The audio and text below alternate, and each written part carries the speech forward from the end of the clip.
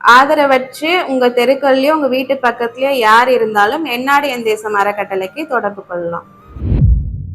வணக்கம், என் பேர் பவித்ரா சிவலிங்கம். இந்த என்னாடு என் தேசம் அறக்கட்டளை உருவானதுக்கு காரணமே என்னோட லைஃப்ல நடந்த ஒரு சின்ன இன்சிடென்ட் தான்.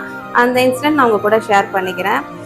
கொரோனா டைம்ல நான் ரெஸ்கியூ பண்ண போறப்போ ஒரு அம்மா ரோட் சைட்ல படுத்திருந்தாங்க. அவங்கள கொண்டு போய் நான் வேற ஒரு ஹோம்ல சேர்த்திருந்தேன்.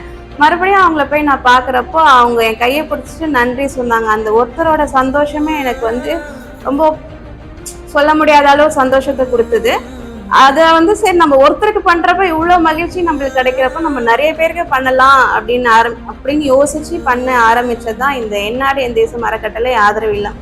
இந்த ஆதரவு இல்லத்துல ஃபர்ஸ்ட் நான் 10 பேரை வச்சுதான் ஆரம்பிச்சேன். அதுக்கப்புறம் இப்போ நான் ஒரு 50-60 பேர் இருக்கிறாங்க என்கிட்ட.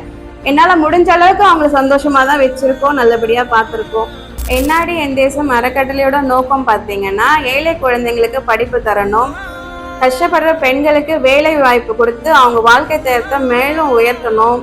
ஆதரவற்று யாரும் ரோட் சைட்ல இருக்கக்கூடாது. மனநல பாதிக்கப்பட்டும் சரி, வயசானவங்களும் சரி, வீட்டை விட்டு வெளியில வந்தவங்களும் சரி, எல்லாருமே நம்மளோட ஆதரவு இல்லத்துல வச்சு பத்திரமா பாதுகாக்கணும்.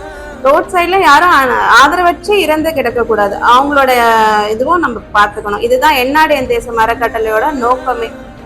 ஆதரவற்று உங்க தெருக்கள்லயோ உங்க வீட்டு பக்கத்துலயோ யார் இருந்தாலும் என்னாடு என் தேசம் அறக்கட்டளைக்கு தொடர்பு கொள்ளலாம். இந்த 5 வருஷமா என்னாடு என் தேசம் அறக்கட்டளை ஆதரவு இல்லத்திற்கு உதவி செய்த நல்ல உள்ளங்களுக்கு நன்றி.